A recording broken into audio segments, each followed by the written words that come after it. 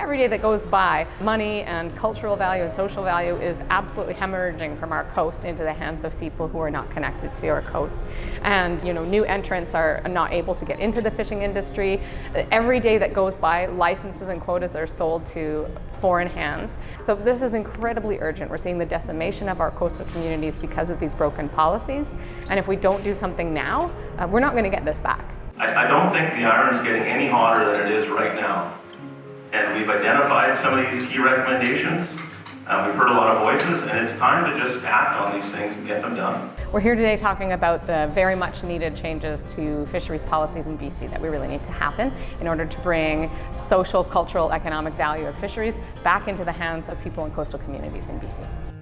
There is no longer an academic or a political excuse for taking control away from the people who actually live there and giving it to people who live thousands of kilometers away.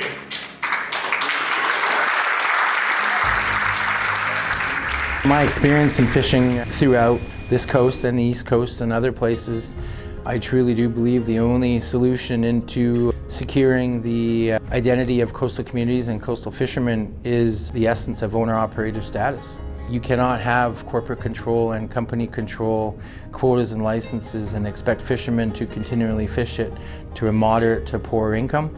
A lot of fishermen struggle these days here in BC with just the factor of just keeping their boat afloat at the dock.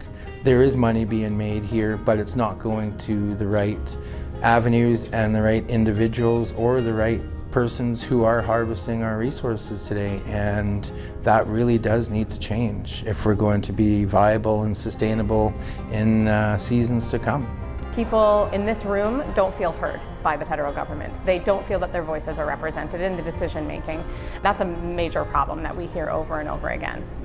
They're going through that report, the 20 recommendations, piece by piece, taking them apart, deciding which ones are the most important, which ones are the most urgent. I think that the FOPO recommendations put forward really help give the power back to the independent fishermen who work so hard out there to be there and support their communities. The primary challenge that I've experienced as a commercial fisherman is the ability to access licensing and quota. You find that you don't know who has the quota, you don't know where it is, you can't find it, you don't even know who to call. So it's really a he said, she said industry where if you get lucky, you find someone with quota, but they also have agreements into the future. It makes it really difficult and really challenging for anyone who's young to try and enter the industry. So what's really important we do next is that we stand together with one unified voice, that we bring our recommendations to the Standing Committee on Fisheries and Oceans and to the Department of Fisheries and Oceans with how we want them to proceed to fix the broken policies on the West Coast.